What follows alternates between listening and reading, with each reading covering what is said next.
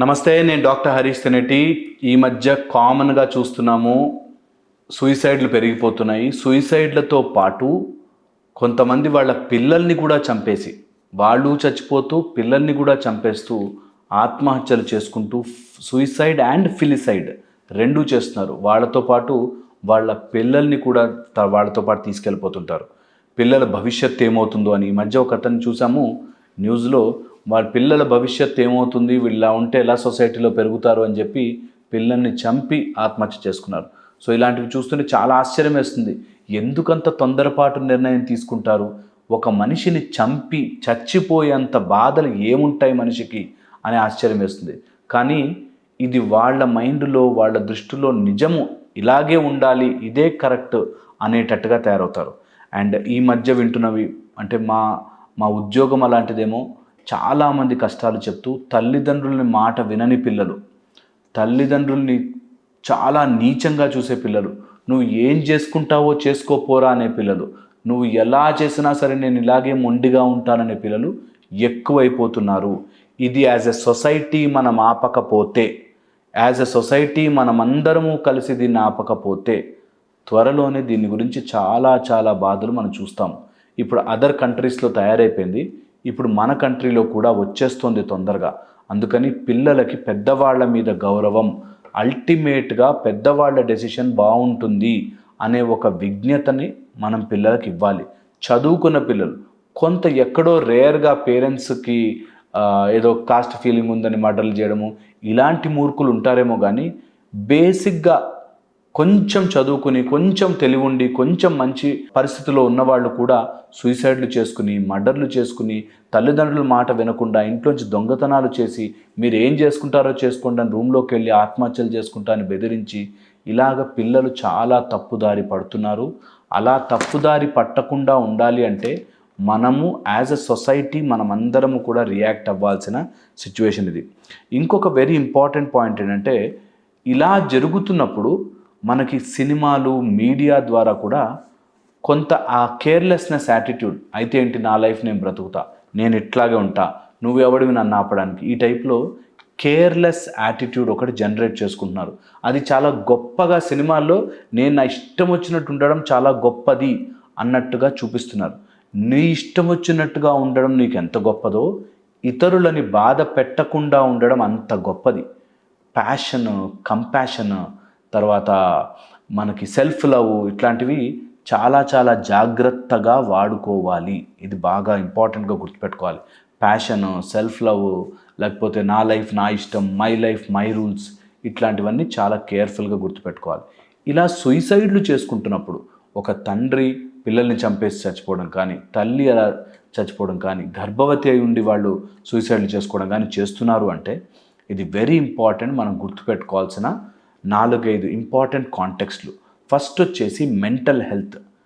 ఈ రోజుల్లో బాగా ఎక్కువగా ఉంటుంది. మనం తినే ఆహారం వల్ల కావచ్చు, స్ట్రెస్ఫుల్ లైఫ్ వల్ల కావచ్చు, ఎండకి ఎక్స్పోజ్ కాకపోవడం వల్ల కావచ్చు, ఎక్సర్సైజ్ లేకపోవడం వల్ల కావచ్చు, ప్రతి దానికి సక్సెస్ సక్సెస్ సక్సెస్ అనే దాని వెనకాల పరుగులు తీయడం వల్ల కావచ్చు, లేకపోతే నా జీవితాన్ని ఎంజాయ్ చేయలేకపోతున్నానే అనే బాధ కావచ్చు, మెంటల్ హెల్త్కి కారణమవుతుంది.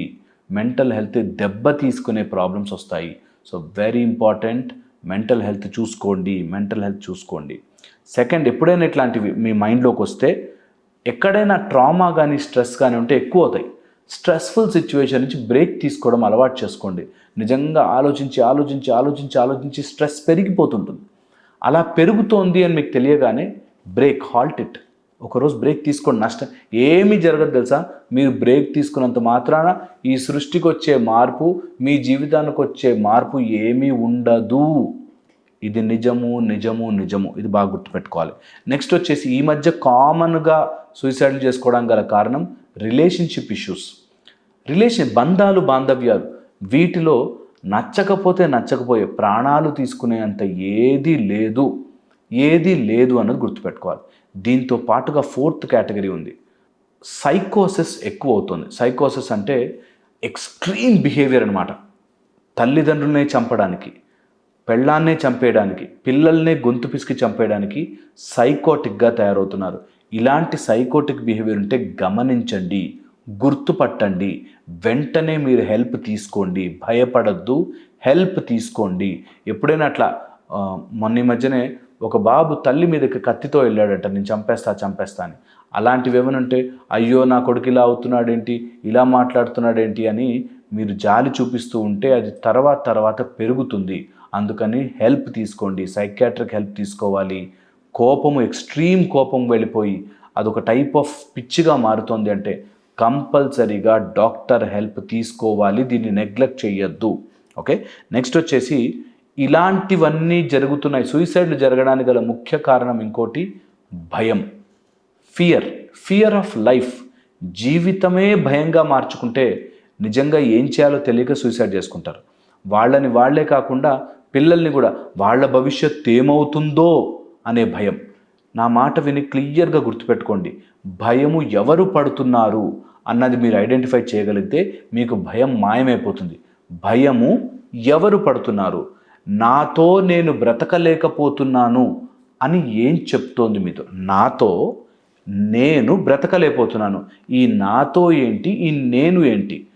నాతో నా మైండ్ నీతో బ్రతకలేకపోతోంది అన్నది గుర్తుపెట్టుకోండి. ఇదంతా చేసేది మైండ్. ఈ మైండ్లో వచ్చే ఆలోచనలు నీ వల్ల కాదు, నువ్వు తీసుకురాలేవు. ఈరోజు ఎప్పుడైనా పొద్దున్న డిసైడ్ అయ్యారా నేను ఇలాంటి ఆలోచనలో ఉంటాను అని? ఆలోచనలు వస్తూ ఉంటాయి, ఎక్కడి నుంచో వస్తాయి, ఎక్కడికో వెళ్ళిపోతాయి. మధ్యలో మనం చేసేది ఏంటంటే ఈ ఆలోచన నా ఆలోచన అనుకుంటాం, అక్కడ దొరికిపోతాం. అందుకని ఆలోచన ఎప్పుడూ మీది కాదు. ఆలోచనలు వస్తుంటే అందులో కావాలంటే తీసుకుంటాము, లేకపోతే లేదు. ఈ ఒక్క ముక్క అర్థం చేసుకోండి.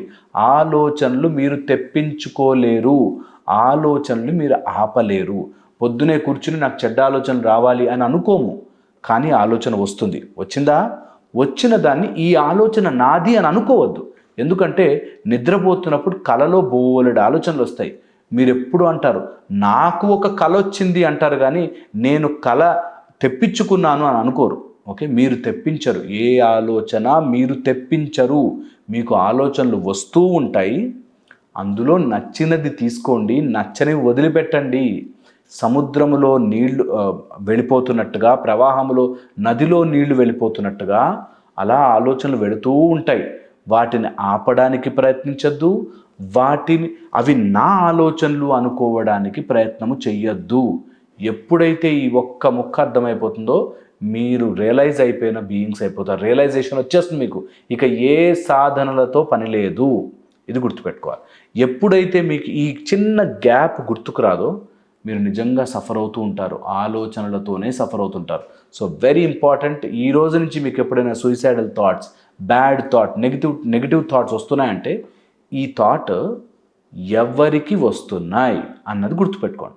అది గనక పసిగట్టగలిగితే ఇలాంటివన్నిటి నుంచి బయటపడతారు.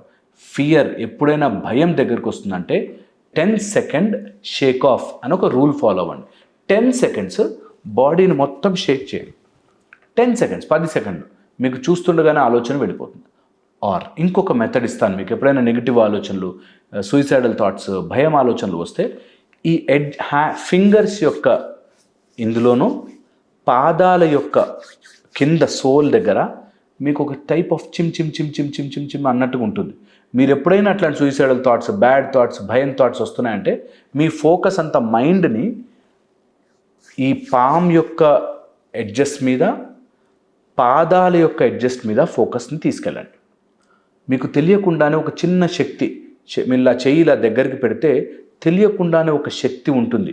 ఓకే, ఆ శక్తిని కనుక మీరు ఫీల్ అవుతే మీ సూసైడల్ థాట్స్ వెళ్ళిపోతాయి, భయం అనే థాట్స్ వెళ్ళిపోతాయి. 10 సెకండ్స్ టు 15 సెకండ్స్ చేయండి. షేక్ ఆఫ్ అండ్ పామ్స్ని మీరు ఇలా రబ్ చేసుకుని ఆ ఎనర్జీని ఫీల్ అవ్వండి. లెగ్స్లో ఉండే టింగ్లింగ్ సెన్సేషన్ని ఫీల్ అవ్వండి. ఇది ఈజియెస్ట్ మెథడ్. థర్డ్, ఎప్పుడైనా అట్లాంటిది ఉంటే జీవితంలో ఒక్కటి మాత్రం గుర్తుపెట్టుకోండి, చచ్చి ఏది సాధించలేరు. ఉండి ఇక్కడ గెలిచి సాధించి చూపించాలి. ఓకే, ఎవ్వరూ లేరు, నాకెవ్వరూ లేరు అనే మూర్ఖత్వపు దానిలోకి వెళ్ళొద్దు. ఎవ్వరికి ఏది ప్రూవ్ చేయొద్దు. మీ మనసు మిమ్మల్ని చంపేయకూడదు, మీ మనసు మీ కింద సర్వెంట్ లాగా పనిచేయాలి. ఇది మనం గుర్తుపెట్టుకోవాలి. సునీత మీడియా ద్వారా నా క్లాసులు వింటున్న వాళ్ళు ఎవరైనా సరే, మీరు ఇంకొక 20 మందికి స్ట్రెంగ్త్ ఇవ్వాలి, కానీ మీరెప్పుడు వీక్ అవ్వకూడదు, ఎప్పుడు వీక్ అవ్వకూడదు. ఎందుకంటే నేను చెప్పేదంతా మీరు స్ట్రాంగ్ అయ్యి మీరు 20-30 మందికి ఇట్లా ఉండాలిరా బై లైఫ్ అంటే అని మీరు ప్రూవ్ చేయాలి. మనం త్వరలోనే అందరు మళ్ళీ ఇంకొక రౌండ్ కలుసుకోబోతున్నాం. అప్పుడు మీరు అందరు చెప్పాలి నాకు, నేను మారి చూపించాను అని చెప్పి. మిమ్మల్ని భయపడిస్తున్న వాళ్ళని, మిమ్మల్ని ఇబ్బంది పెడుతున్న వాళ్ళని, మిమ్మల్ని కష్టం పెడుతున్న వాళ్ళని ఎదురుగుండా ఉండి పోరాడండి. పోరాడితే ఏముంటాయి, పోతే బానిస సంఖ్యలు తప్ప అని ఏమీ కాదు. మీరు పోరాడండి, అంతేగాని భయముని దగ్గరికి రానివ్వదు. భయం ఎప్పుడు దగ్గరకు వచ్చినా వస్తుంది, న్యాచురల్. భయం అందరికి వస్తుంది. అర్జునుడే భయపడ్డాడు. ఎలాంటి అర్జునుడు? అర్జున పలుగున అంటే ఉరుములు సైతం ఆగుతాయి. అలాంటి అర్జునుడు కూడా భయపడ్డాడు, న్యాచురల్. కానీ ఆ భయం దగ్గర ఆగిపోకుండా మీరు మీ ఎనర్జీ మీద మీరు షేక్ ఆఫ్ చేసేసుకుని థాట్ని మలుచుకుని, ఈ థాట్స్ నావి కావు, అందులో ఆ థాట్ చెడ్డ థాట్ అయితే ఇంకో థాట్ మంచి థాట్ కూడా ఉంటుంది అనే దాంట్లోకి వెళ్ళండి. ఇలా గనక మీరు చేయగలిగితే డెఫినెట్లీ మీ లైఫ్ బాగుంటుంది. అండ్ మీ ఫిలిసైడ్స్ అంటే పిల్లల్ని చంపుకోవడం అనే దుర్మార్గపు పని అస్సలు చేయకూడదు. ఎప్పుడు ఎలాంటి భయం వేసినా, ఎలాంటి బాధ వచ్చినా, కష్టం వచ్చినా, ఏం కాదు బై చూసుకుందాం ఏమవుతుంది అనే ధైర్యంతో ఉండండి. ఆటోమేటిక్గా అన్నీ సెట్ అవుతాయి. థ్యాంక్ యూ సో మచ్ ఓపిక విన్నందుకు.